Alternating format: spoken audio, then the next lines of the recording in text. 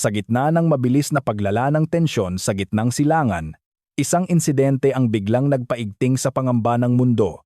Ang ulat na naglunsad ang Iran ng mga long-range missile na di umano'y tumarget sa isang pangunahing simbolo ng kapangyarihang militar ng Estados Unidos, ang aircraft carrier na Abraham Lincoln.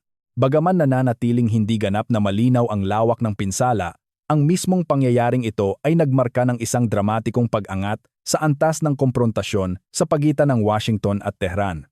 Ang grupo ng pag-atake ng Abraham Lincoln Carrier ay matagal nang itinuturing na isa sa pinakamahalagang sandata ng Amerika sa rehiyon.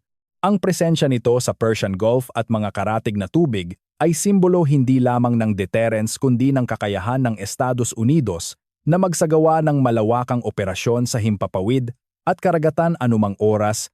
Dahil dito, ang anumang banta laban dito ay hindi simpleng taktikal na pag-atake, kundi isang direktang hamon sa reputasyon at estratehikong impluensya ng Amerika. Ayon sa mga paunang ulat mula sa rehiyon, ang missile barrage ay inilunsad matapos ang sunod-sunod na airstrike ng Estados Unidos at Israel laban sa mga target militar sa loob ng Iran. Itinuturing ng Tehran ang mga naturang pag-atake bilang agresyon na naglalayong pahinain ang kanilang depensa at baguhin ang balanse ng kapangyarihan sa rehiyon.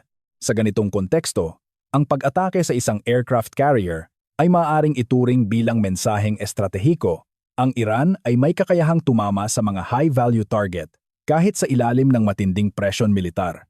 Hindi pa kumpirmado kung direktang tinamaan ang barko o kung ang mga missile ay na-intercept ng layered defense system ng US Navy, kabilang ang Aegis Missile Defense at Close-in Weapon Systems.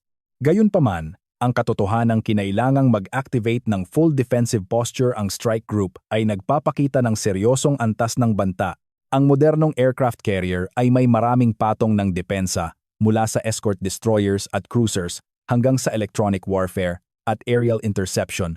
Ngunit ang sabayang pag-launch ng precision missiles ay nananatiling isang kritikal na hamon kahit sa pinaka-advanced na fleet. Sa Tehran, inilalarawan ng state media ang operasyon bilang bahagi ng lehitimong depensa laban sa panlabas na agresyon. Ang retorika ng pamahalaan ay tumutok sa kakayahan ng Iran na ipagtanggol ang soberanya nito at protektahan ang rehiyon mula sa impluwensyang dayuhan. Para sa kanilang domestic audience, ang mensahe ay malinaw.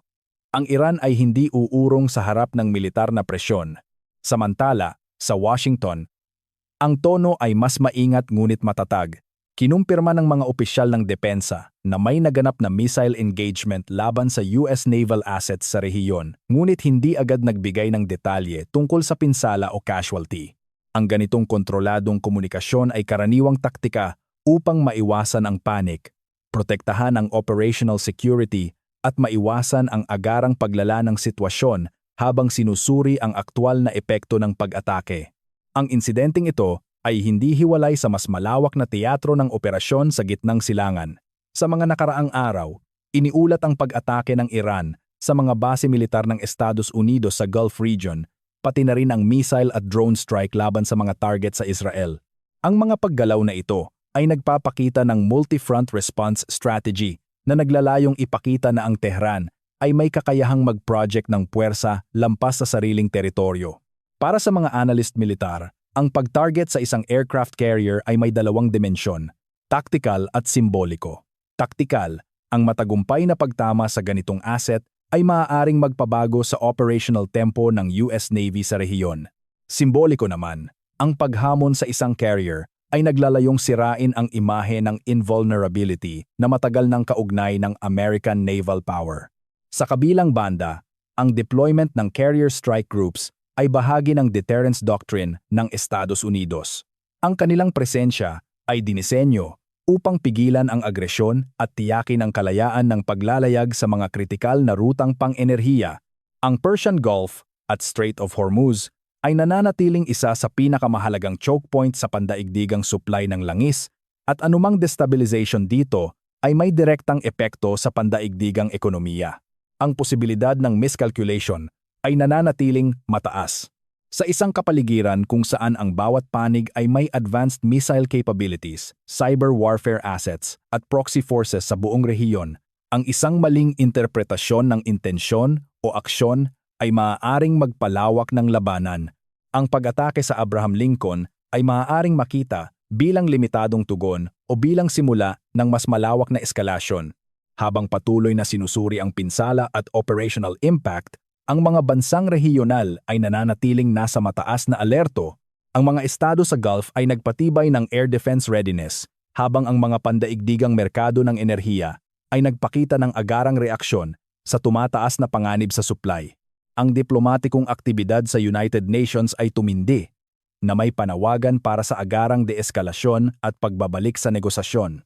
Sa puntong ito, ang insidente ay nagsisilbing malinaw na paalala. Ang balanse ng kapangyarihan sa gitnang silangan ay nananatiling marupok at ang bawat aksyon sa larangan ng militar ay may potensyal na magdulot ng malawakang implikasyon sa seguridad ng rehiyon at sa pandaigdigang kaayusan. Sa mga oras matapos ang ulat ng missile launch laban sa Abraham Lincoln, naging sentro ng pandaigdigang atensyon ang galaw ng mga puwersang pandagat ng Estados Unidos. Ang Carrier Strike Group ay agad na nagpatupad ng mas mahigpit na defensive formation, habang ang mga escort destroyer at cruiser ay nagpalawak ng surveillance perimeter upang tuklasin ang anumang susunod na banta. Ang ganitong hakbang ay hindi lamang teknikal na tugon, kundi indikasyon ng posibilidad na maaaring sundan pa ng karagdagang pag-atake. Ang doktrinang pandagat ng Estados Unidos ay nakabatay sa layered defense at rapid response. Kapag may banta ng missile strike, ang unang linya ng depensa ay ang long-range detection at tracking system ng Aegis Combat System. Sinusundan ito ng interception gamit ang surface-to-air missiles at, kung kinakailangan, close-in weapon systems na dinisenyo upang sirain ang papasok na projectile sa huling sandali. Sa ganitong konteksto, kahit walang kumpirmadong direktang tama, ang pagpilit sa isang carrier group na gamitin ang buong defensive capacity nito ay itinuturing na isang seryosong strategic pressure. Para sa Tehran, ang operasyon ay nagsilbing pagpapakita ng deterrence capability. Sa loob ng maraming taon, pinahusay ng Iran ang arsenal nito ng anti-ship ballistic missiles at precision-guided munitions na dinisenyo upang harapin ang malalaking target pandagat. Ang konsepto ng area denial na binuo ng Iran ay nakatuon sa pagpapahirap sa operasyon ng malalaking puwersang pandagat sa makitid at kritikal na tubig ng Gulf region.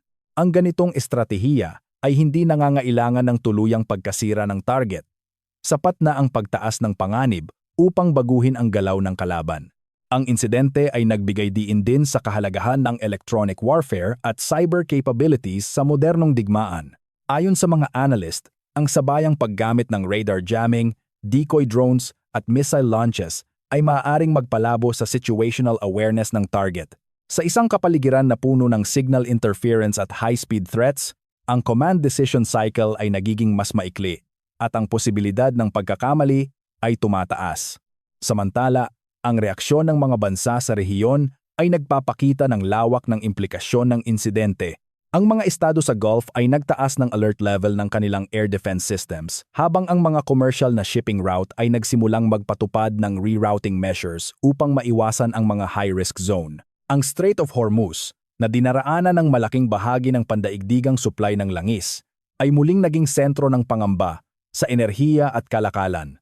Sa larangan ng diplomasya, ang insidente ay nagpalalim ng hidwaan sa pandaigdigang antas. Sa United Nations, nagkaroon ng matinding palitan ng pananaw sa pagitan ng mga kapangyarihang pandaigdig. Ipinagtanggol ng Estados Unidos ang presensya nito bilang bahagi ng pagpapanatili ng seguridad sa rehiyon, habang ang ibang bansa ay nanawagan ng agarang deeskalasyon at pagbabalik sa diplomatikong proseso. Ang pagkakaibang ito sa pananaw ay nagpapakita ng mas malawak na kompetisyon sa impluwensya sa gitnang silangan. Sa loob ng Estados Unidos, ang insidente ay nagpasigla ng diskusyon hinggil sa lawak at layunin ng operasyong militar sa Iran. May mga mambabatas na humihiling ng malinaw na estratehikong layunin at legal na batayan para sa patuloy na operasyon. Sa kabilang banda, iginiit ng mga opisyal ng depensa na ang presensya ng Carrier Strike Group ay mahalaga upang mapanatili ang deterrence at protektahan ang mga kaalyado sa rehiyon. Para sa Israel, ang pagtaas ng tensyon ay nagpalawak ng pangangailangan sa integrated missile defense. Ang sabayang banta mula sa ballistic missiles, cruise missiles, at drones ay nagpapakita ng komplikadong kapaligiran ng seguridad kung saan ang multi-layered defense system ay kritikal. Ang koordinasyon sa pagitan ng mga kaalyado ay naging mas mahalaga habang lumalawak ang saklaw ng mga pag-atake. Sa antas ng pandaigdigang ekonomiya, ang epekto ay agarang naramdaman. Ang presyo ng langis ay nagpakita ng volatility habang tinatasa ng merkado ang panganib sa supply mula sa Gulf region. Ang mga kumpanya ng insurance sa maritime transport ay nagtaas ng war risk premiums na nagdadagdag ng gastos sa pandaigdigang kalakalan. Ang ganitong mga epekto ay nagpapakita kung paano ang isang insidenteng militar ay maaaring magkaroon ng malawak na implikasyon sa ekonomiyang pandaigdig. Ang pag-atake laban sa Abraham Lincoln ay maaari ring tingnan bilang bahagi ng mas malawak na psychological warfare.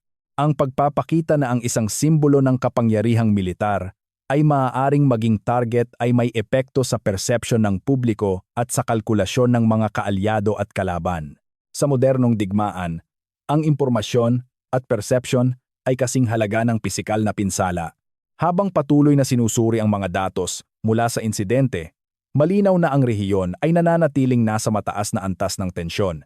Ang presensya ng malalaking puwersang militar, ang kakayahan ng missile technology at ang komplikadong network ng mga alyansa at proxy forces ay lumilikha ng isang kapaligiran kung saan ang bawat aksyon ay may potensyal na magpalawak ng krisis. Sa huli, ang insidente ay nagbigay diin sa katotohanan na ang modernong digmaan sa gitnang silangan ay hindi lamang labanan ng armas, kundi kompetisyon ng estratehiya, teknolohiya, at impluwensya. Ang anumang susunod na hakbang ng alinmang panig ay maaaring magtakda ng direksyon ng seguridad sa rehiyon at makaapekto sa pandaigdigang kaayusan sa mga darating na buwan. Sa patuloy na pagtaas ng tensyon matapos ang insidenteng kinasangkutan ng missile strike laban sa Abraham Lincoln, lumalawak ang pangamba na ang tunggalian sa pagitan ng Estados Unidos at Iran ay maaaring lumampas sa limitadong komprontasyon at mauwi sa isang malawakang digmaan na may pandaigdigang implikasyon. Ang kasaysayan ng gitnang silangan ay puno ng mga krisis na nagsimula sa limitadong sagupaan ngunit mabilis na lumawak dahil sa sistemang alyansa, proxy forces at estratehikong interes ng mga kapangyarihang pandaigdig. Isa sa pinakamahalagang salik na nagpapataas ng panganib ng total war ay ang network ng mga alyansa.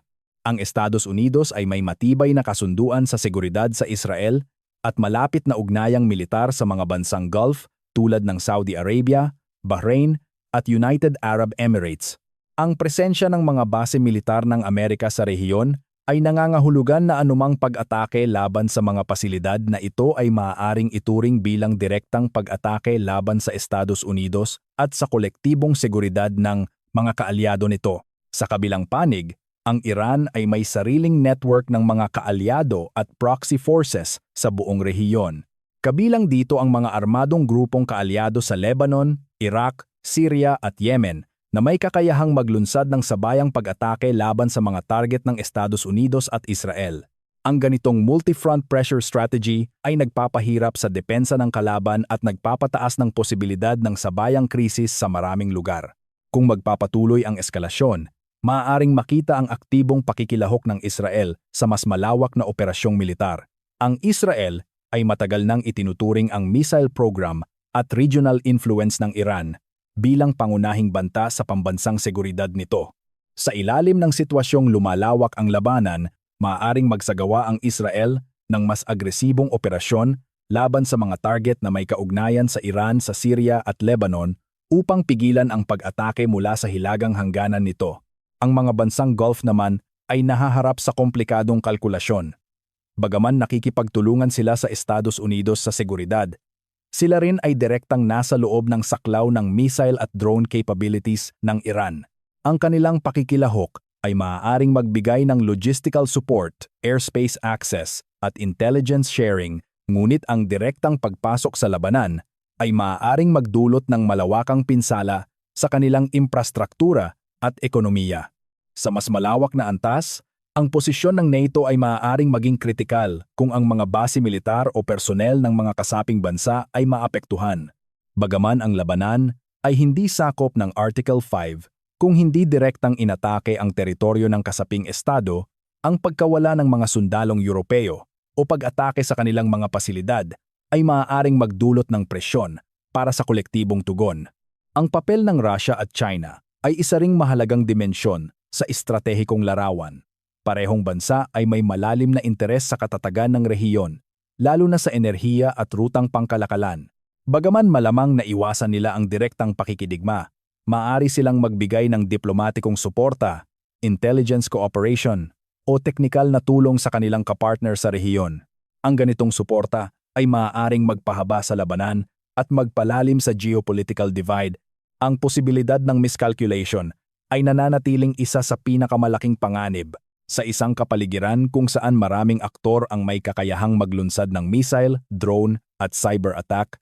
Ang maling interpretasyon ng isang aksyon ay maaaring mag-trigger ng chain reaction ng retaliation.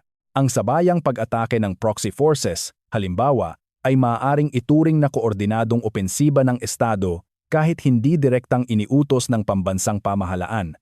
Ang cyber warfare ay isa pang larangan na maaaring magpalawak ng saklaw ng digmaan. Ang pag-atake sa critical infrastructure tulad ng power grids, financial systems, at communication networks ay maaaring magdulot ng malawakang disruption kahit sa mga bansang hindi direktang kasali sa labanan. Sa modernong digmaan, ang digital domain ay maaaring maging kasing halaga ng pisikal na battlefield. Kung lalawak ang labanan, ang pandaigdigang ekonomiya ay maaaring makaranas ng matinding pagkagambala. Ang Strait of Hormuz ay nananatiling pangunahing ruta ng supply ng langis sa mundo, at anumang pagtatangka na harangin o isara, ito ay magkakaroon ng agarang epekto sa presyo ng enerhiya at inflation sa maraming bansa. Ang pagtaas ng gastos sa transportasyon at insurance ay maaaring magpabagal sa pandaigdigang kalakalan. Sa loob ng Iran, ang patuloy na presyon militar ay maaaring magdulot ng panloob na konsolidasyon ng kapangyarihan at mobilisasyon ng lipunan sa ilalim ng retorika ng pambansang depensa. Sa Estados Unidos naman, ang paglawak ng digmaan ay maaaring magpasiklab ng debate tungkol sa haba, gastos, at estratehikong layunin ng operasyon. Ang suporta ng publiko ay isang kritikal na salik sa pagpapanatili ng pangmatagalang kampanyang militar. Ang kasalukuyang sitwasyon ay nagpapakita kung gaano kabilis maaaring lumipat ang isang limitadong komprontasyon patungo sa mas malawak na digmaan. Ang presensya ng advanced missile technology, regional alliances, at proxy networks ay lumilikha ng isang kapaligiran kung saan ang bawat hakbang ay may potensyal na magdulot ng domino effect ng eskalation. Sa puntong ito, ang diplomatikong channel ay nananatiling mahalagang mekanismo upang pigilan ang tuluyang paglawak ng labanan. Gayunpaman, habang patuloy ang mga operasyong militar at tumitindi ang retorika, ang panganib ng isang malawakang digmaan na kinasasangkutan ng maraming bansa ay nananatiling isang seryosong posibilidad na binabantayan ng buong mundo.